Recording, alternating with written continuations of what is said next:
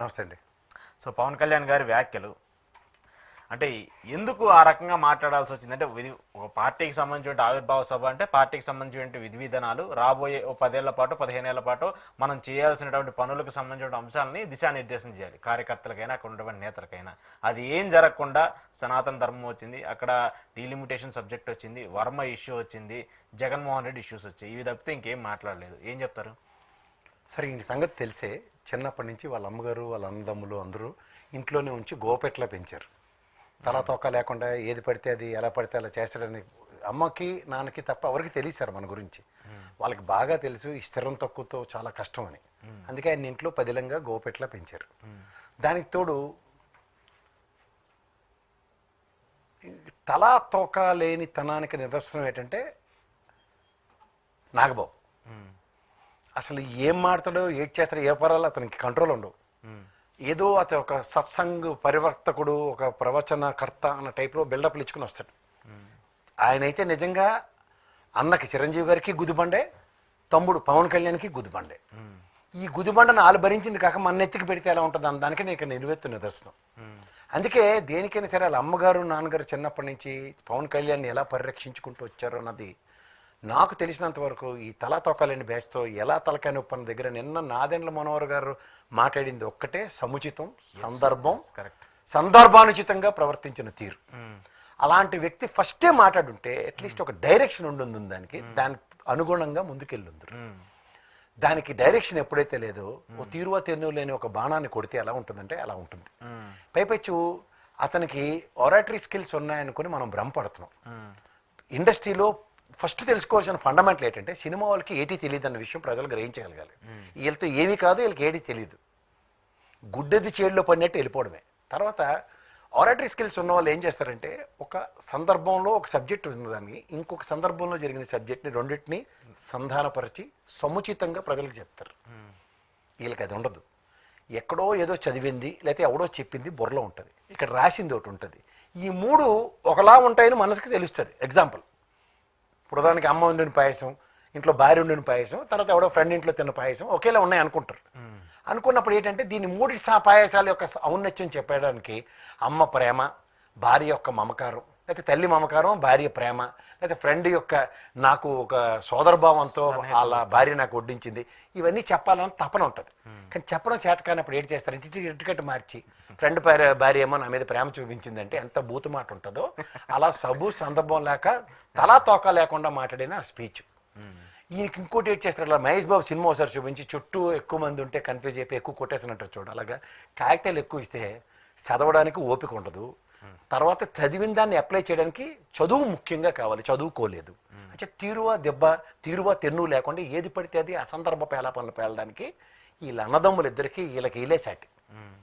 మీకు ఇంకోటి చెప్తా, ఎవరికైనా సరే కన్న తల్లి ఒక దైవం. ఎవరికైనా, మీ అమ్మగారైనా నా అమ్మగారైనా లేకపోతే చిరంజీవి గారి అమ్మగారైనా లేకపోతే నాగబాబు గారి అమ్మగారైనా దేవత లాంటి మనిషి అనే చెప్పాలి ఎవరైనా సరే. ఆ దేవత యొక్క ఔన్నత్యాన్ని కూడా ఇప్పుడు తల్లి నవమాసాలు మంచి పిల్లల్ని ప్రసవించినప్పుడు ఆవిడ పడిన మానసిక సంఘర్షణ పిల్లలు ఆ స్థాయిలో కనబడినప్పుడు, నాకు పుట్టినప్పుడు అసలు నొప్పి తెలియలేదురా, పుట్టినప్పుడు నిన్ను పుట్టించడానికి నాకు నొప్పి భరించిన దానికన్నా ఇప్పుడు చేస్తున్న తలకాయ నొప్పుల నొప్పి ఎక్కువ ఉంది నాకని ఎన్నోసార్లు ఎంతోమంది తల్లిదండ్రులు తిట్టిన ఉదంతాలు ఉన్నాయి మనకి. దానికి నేను ఒక ఎగ్జాంపుల్. అది ఆయన అట్లా అది కరెంట్గా ఏంటంటే ఎక్కడో చిన్నప్పుడు కన్నా ఇప్పుడు తలకాయ నొప్పి ఎక్కువ ఉంటుంది. బికాస్ ఫ్యామిలీ పరంగా చూసుకున్నా ఏం చూసుకున్నా కొన్ని మాటలకి అర్థాలు పరమార్థాలు చాలా డిఫరెంట్గా ఉంటాయి. ఇక్కడ పెద్ద ఆవిడ ఎక్కడైతే తలెత్తుకోరు కదా, ఆ తలెత్తుకునే సిచ్యువేషన్స్ గురించి మాట్లాడుతున్నాడు.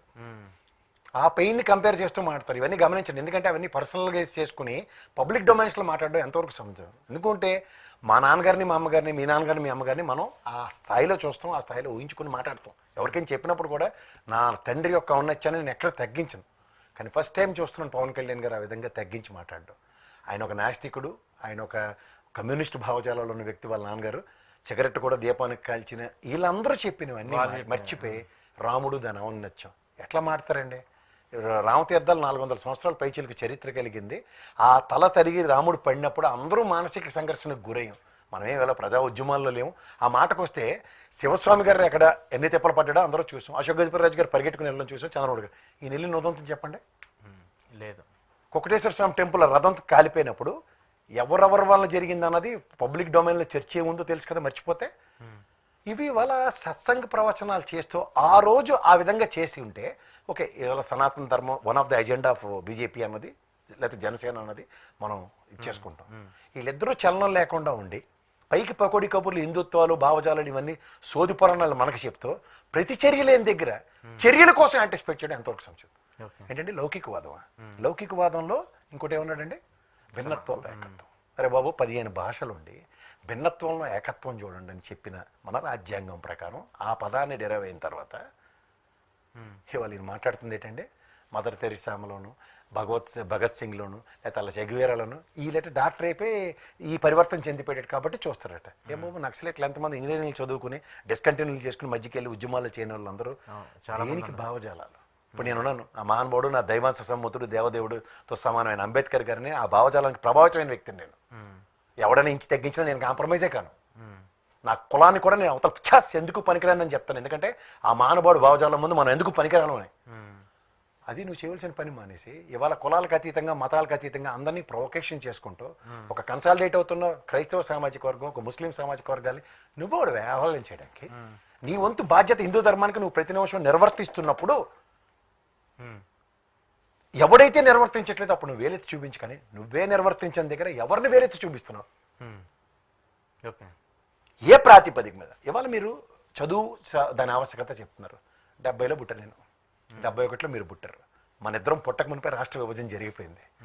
ఇవాళ తెలుగుడికి అవమానాలు జరుగుతున్న దగ్గర మన మహానుభావుడు రామారావు గారు సినిమా ఇండస్ట్రీలో మీకు అన్నం పెడుతున్న ఇండస్ట్రీని ఎత్తుకొచ్చింది తమిళనాడు. ఏంద్రా గర్వపడి తెలుగుడిని మనం ఎక్కడ ఉంటుండే ఏంద్రా కథలు పడుతుండ్రు అక్కడని.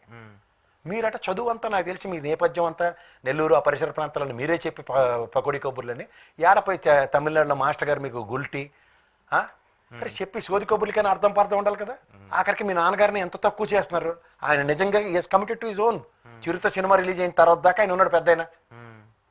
ఆ పెద్ద ఆయన చూడని ప్రపంచం కాదు కదా. మీరు 5-6 సినిమాలు హిట్ అయిన తర్వాత కూడా మీ బయటికి వెళ్ళి సినిమా చూసి వస్తే కూడా మిమ్మల్ని గదమాయిస్తున్నారంటే ప్రవర్తన నియమావళి. కుటుంబంలో కోడ్ ఆఫ్ కాండక్ట్ ఉంటుంది. అమ్మ నాన్న ఒక స్థాయి కలిగిన పిల్లల్ని కూడా గదమాయించగలుగుతున్నారంటే ఆయన ఎంత డెకరంలో పెంచాడో చూడండి. మీ దగ్గర ఉన్న ఆ డీవియేషన్స్ ప్రతి నిమిషం ఎలా ప్రక్షాళిస్తున్నాడో చూడండి.